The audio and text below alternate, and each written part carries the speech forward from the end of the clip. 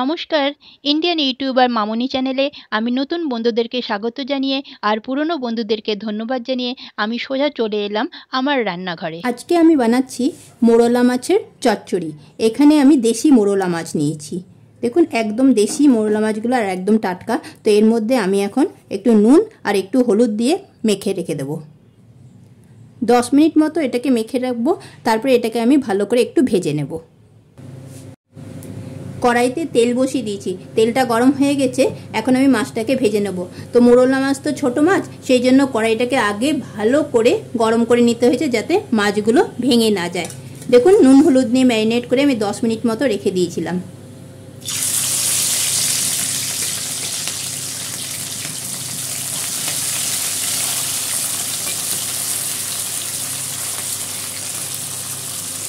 যাতে সবগুলো ভেঙে না যায় সেই জন্য আমি খেপে খেপে এই মাছগুলোকে ভাজবো। একসাথে কিন্তু সবগুলো দেব না, এক এক খেপে একটু একটু করে দিয়ে দিয়ে ভেজে নেব। মাছগুলো দেখুন সব ভাজা হয়ে গেছে। এখন আমি কড়াইতে আর একটুখানি তেল দিয়েছি। এবারে তেলটার মধ্যে ফোড়ন দিচ্ছি কালো জিরে। এখানে আমি কিছু আলুকে এরকম লম্বা করে কেটে রেখেছি। আলু, পেঁয়াজ স্লাইস করে পেঁয়াজ কেটেছি, কাঁচা লঙ্কা আর টমেটো, এগুলো দিয়েই আমি এই মাছের চচ্চড়িটা বানাবো। তো তেলের মধ্যে কালো জিরা ফোড়ন দিয়ে দিয়েছি। তারপরে দিচ্ছি এটার মধ্যে এই আলুগুলোকে। বন্ধুরা আমার ভিডিওটা দেখতে দেখতে আপনারা প্লিজ একটা লাইক করে দেবেন। এবার আলুগুলোকে হালকা করে ভেজে নেব। তারপরে এটার মধ্যে দিয়ে দেবো পেঁয়াজ, টমেটো, কাঁচা লঙ্কা, এগুলো সবগুলোকে। আলুটা একটু ভাজা হয়ে গেছে। এখন আমি এটার মধ্যে দিয়ে দিচ্ছি টমেটোগুলোকে। টমেটো, কাঁচা লঙ্কা আর পেঁয়াজগুলো। আমি কিন্তু এর মধ্যে কোনো শুকনো লঙ্কা ইউজ করিনি আর কোনো গুঁড়ো মশলা ইউজ করছি না, খালি নুন হলুদ দিয়ে করছি। কারণ এটা দেশি মাছ, একদম দেশি পুকুরের তাজা মাছ। তো এগুলোকে মশলা দিয়ে আমি রিচ করে বানাবো না। এটা এমনিতেই শরীরের জন্য খুব ভালো খাওয়া, তাই কোনো রকম মশলা না দিয়ে শুধু পেঁয়াজ টমেটো দিয়ে রান্নাটা করছি।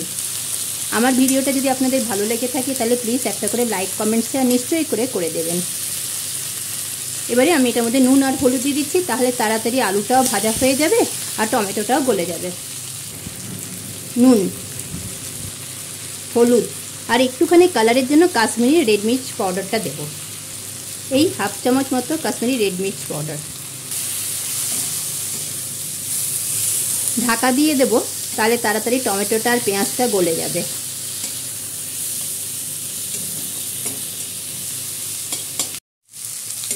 পুরো নরম হয়ে গেছে, মশলাটা কিন্তু কষানো হয়ে গেছে।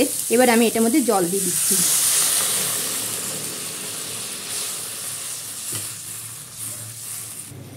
ঝোলটা ফুটে উঠেছে, এই সময় আমি এই মাছগুলোকে দিয়ে দিচ্ছি।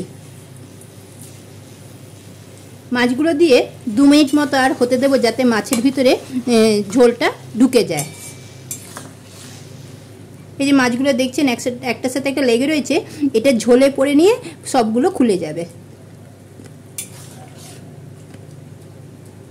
আর 2 মিনিট মতো এটা রাখছি। এখন এটার মধ্যে আমি একটু ধনেপাতা দিয়ে দিচ্ছি। ব্যাস তৈরি হয়ে গেল আমার মোরলা মাছের চচ্চড়ি।